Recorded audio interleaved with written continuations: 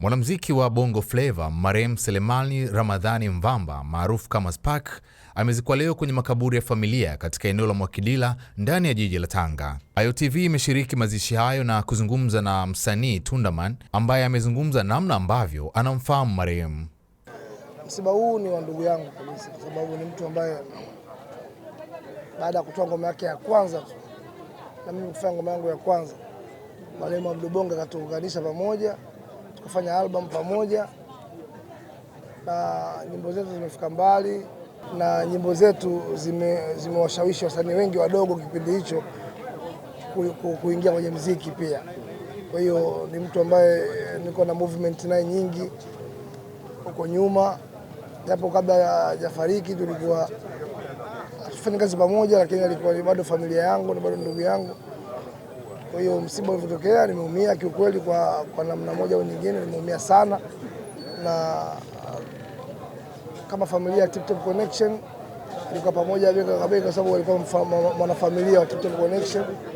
Ndio maana mpaka leo hii unakuta mimi tu ndio niko hapa, kwa sababu alikuwa ni ndugu yangu, alikuwa ni msanii mwenzangu, alikuwa ni familia yangu kabisa. Sipaki ni mtu fulani mpole, ni mtu fulani msiri, ni mtu fulani hivi ambaye hapendi vitu vyake vingi watu wavijue, lakini kuna muda alipitia changamoto za kiuchumi, lakini kama miezi 4-3 hivi alikuwa ameshakaa sawa. Kwa hiyo ndio maana watu wengi wanaambia kuhusu swala stress ndio limeondoa, na sio kweli, kwa sababu alikuwa yuko vizuri kwa kipindi cha miezi 3-4, kwa sababu mimi mara mwisho nilikutana naye natokea Dodoma kwenye SGR, tukapiga sana story. Kwa hiyo na alikuwa yuko vizuri kwa sababu familia yake ilikuwa iko mbali, akarudisha familia yake pamoja, watoto wake wako sehemu tofauti wanalelewa, akawachukua pamoja, akalipa kodi ya nyumba, akalipia watoto ada shule. Kwa alikuwa tayari alipanga alipie video. Kwa alikuwa na plan nyingi, lakini ukipanga malengo yako na Mwenyezi Mungu pia anapanga kitu chake. Zungumza sana, lakini kuna simu nimezipokea za watu ambao kama Alikiba alinipigia, aliulizia msiba mara kwanza, nikaambia uko Chamanzi, then nikaongea na meneja yake Chiko kama msiba uko huku, wakashiriki. Nafikiri mtu wao wamemleta. Harmonize alinipigia pia, akasema kwamba, akaniambia kwamba yeye kaenda Zambia, lakini kama kuna lolote ambalo linahitajika tumwambie. Na pia kuna Ibra alinipigia, Baraka da Prince alinipigia, Chibaba alinipigia. Kwa kuna simu nimezipokea za kupa pole na watu kujitahidi kujumuika katika issue hiyo, lakini labda kwa sababu ya umbali, kwa sababu ya kitu gani, lakini sijui sababu nini. Nafikiri nyinyi mkutana nao au mkutana na viongozi wa muziki, inabidi muulize hili swali, kwa sababu mtu kuja kuzika so ni yeye tu kuamua, so swala tu la kusema msanii sio msanii. Kwa upande wake ndugu marehemu ambaye ni shangazi yake aliyefahamika kwa jina la Fatma Domo amesema kuwa marehemu alikuwa anapitia changamoto, lakini hakuwahi kufahamu ni changamoto gani ambayo anaipitia.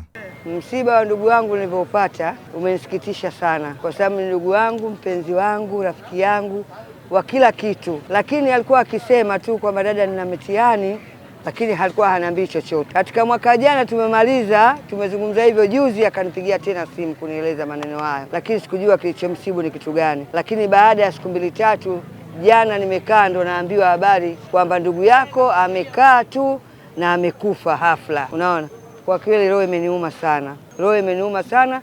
Familia msiba tumeupokea, yani tumeupokea msiba kwa huzuni nyingi sana, na mjomba alisema kwamba anatakiwa azikwe kule kule. Tukamwambia haiwezekani mjomba, lazima maiti iletwe Tanga pale pale tulipozikwa sisi, na Spark akazikwe pale pale. Kwa hiyo tuwashukuru sana, na waliokuja wote tuwashukuru. Aidha, jirani yake aliyefahamika kwa jina la Doto Sefu, mkazi wa Zavara, ameeleza namna ambavyo walipata taarifa ya msiba wa jirani yao. Mzee wake alimwamsha saa 11, saa 10 mfanyakazi wake alimwamsha, dada wa kazi, kaka akaamka yule, akamwambia, akaenda kulala tena yule mfanyakazi, akaingia ndani saa 11, akawatayarisha watoto watakwenda shule.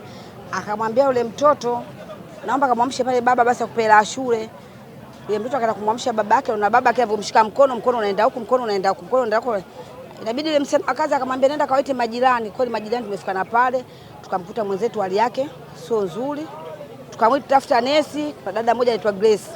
Tukamtafuta pale jirani, akaja kumwangalia akasema huyu ameshafariki, lakini naogopa kusema hapa, sina uhakika. Kimi mwenyewe nesi daktari, huyu ameshafariki, ila mpelekeni nguvu kazi.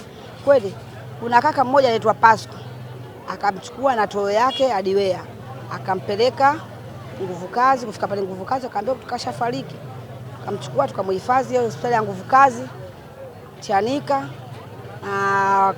Tukarudi nyumbani, tukafanya taarifa na ndugu zake, tukachukua simu zake, tukawapigia waandishi wa habari, tukawapigia wasanii wote. Kweli kwa tunawasiliana nao kwenye simu. Walivyokuja ndugu zake kama saa 9 tukatoka pale Zavala, tukaenda nguvu kazi, tukaenda kuwakabidhi marehemu ni ndugu zao marehemu.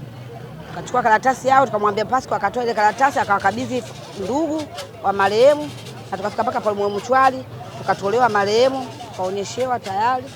Basi hapana, mpaka saa 6 usiku tulikuwa naye. Akaenda kwanza saa 5:30 akaenda kununua soda, akaenda kununua energy, akaenda kununua na sigara. Mara pili kwa duka ile limefungwa, akaenda duka lingine kwa Umari, kwenda pale akanunua peni, akarudi nyumbani kwake peni. Hasa tujajua peni ile kaifanyia nini. Na mpaka usiku ilipofika saa 6 saa 7 yule msichana wa kazi alivyotuhadisia, akamwambia wewe nenda kalale, mimi na kazi zangu huko nje. Akawamesha moto wa mkaa, akawasha moto wa mkaa, akanachoma choma madawa. Yule msichana akasema mimi sijui dawa gani, ila mimi alinifukuza akaniambia nenda kalale ndani. Ilipofika saa 10 yule msichana akakurupuka, akamtolea kaka yuko pale varandani, kaka kwenye kiti kajishikilia kama hivi, ndio marehemu kampata hapo. Hasa tujajua sijui kitu gani kilichomsababishia.